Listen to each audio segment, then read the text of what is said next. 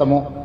వీటన్నిటిని చేసిన తర్వాత అక్కడి నుంచి లక్ష్మీదేవిపల్లి వరకు ఎట్లా తీసుకెళ్లాలి, అక్కడి నుంచి డిస్ట్రిబ్యూటరీ కెనాల్స్ అన్నిటిని కూడా ఎట్లా చేయాలను మళ్ళీ ఒక 6 నెలల తర్వాత సమీక్ష చేసుకొని వాటి మీద ముందుకు వెళ్తాం. సార్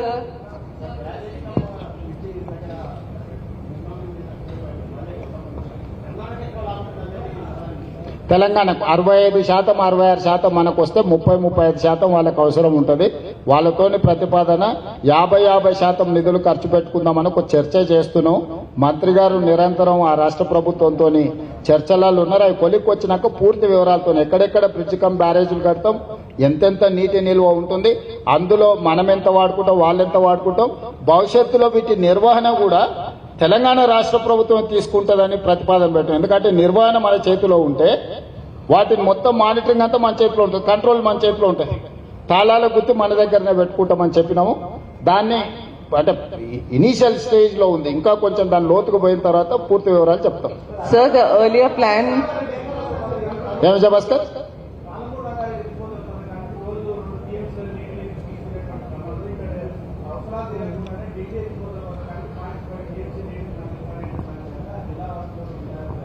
అట్లాంటిది ఏం లేదు.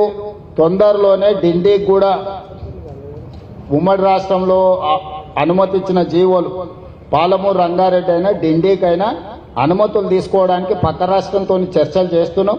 చర్చలు సానుకూలమైన దిశగా సాగుతున్నాయి.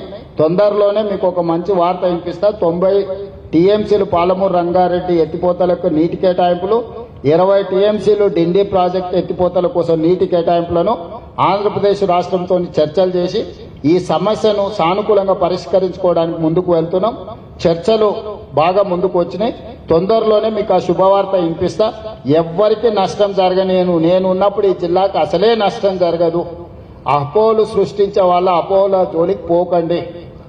ఇవన్నీ కూడా అప్పట్లోనే మంజూరైనవి.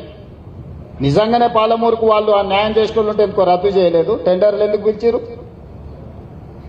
సో దేనికి కావాలన్నా ఉన్నాయి కంప్లీట్ చేసుకొని వీటిని వినియోగంలోకి తెచ్చుకొని ఇప్పుడు 10 లక్షల ఎకరాల ఆయకట్టుకు ఆనాడు కాంగ్రెస్ పార్టీ ఇచ్చిన నీళ్లు 10 లక్షల ఎకరాల ఆయకట్టు ఉంది. ఇప్పుడు ఉన్నాయి పూర్తి చేసుకుంటే ఇంకొక 16 లక్షల ఎకరాల ఆయకట్టుకు నీళ్లు వస్తుంది. 26 లక్షల ఎకరాల ఆయకట్టుకు పాలమూరు జిల్లాలో మనం నీళ్లు ఇచ్చుకోగలిగితే మన జిల్లా సస్యశ్యామలం అవుతుంది. గోదావరి జిల్లాలో కూడా మనల్ని చూస్తే అసూయపడే పరిస్థితి వస్తుంది పాలమూరు జిల్లా మీద. కాబట్టి ఈ పనులు పూర్తి చేయడానికి నేను నిరంతరం నా చిత్తశుద్ధిని ఎవడో కేసీఆర్ ప్రశ్నిస్తాడు, హరీష్ రావు ఏదో చెప్తాడు, ఈడున్నో లేదు, వాళ్ళ కోసం కాదు. నా చిత్తశుద్ధి ప్రజల కోసం. నేను ఇక్కడి నుంచి వచ్చిన నాకు తెలిసి ఇక్కడ ప్రజలు ఏం కోరుకుంటారు, ప్రజలకు ఏం చేయాలనేది. సో నేను నా బాధ్యతను బాధ్యతాయుతంగా నెరవేరుస్తా. నేను వాళ్ళలాగా కమిషన్ల కోసం కాంట్రాక్ట్ల కోసం పనిచేసుకోండి కాదు. 20 ఏళ్ళు మీరు నన్ను చూసారు ఈ జిల్లాలో.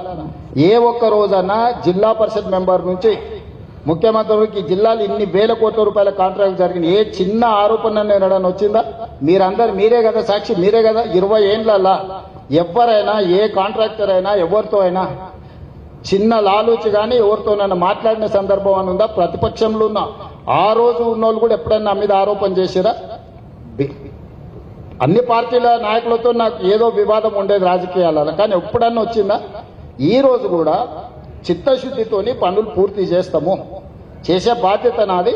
మీరు సహకరించండి అని మీకు విజ్ఞప్తి చేస్తాను. Sir, BRS has leveled an allegation saying that you have neglected PRLIS for last 2.5 years, and today's revision is just an eyewash. If you are serious about it, you should allocate funds immediately. What is your take on that? And one more question, sir. It's 30 months away for the elections, and there are 6 welfare promises to be delivered and large-scale projects to be completed. What is the strategy that the government has for fund allocation, considering that the state is reeling under distress? The first issue, that is TRS. They are known for, they burn liars and looters. So I need not to answer their allegation. First point. Second point, we have our own strategy to fulfill all these 6 guarantees.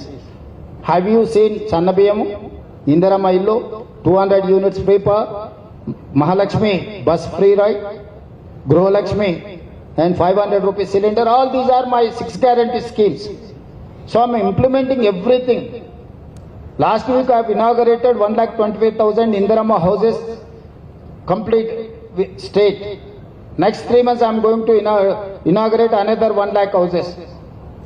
So June 2nd I have declared 2.5 lakh more houses I am going to give. Till date I have cleared everything.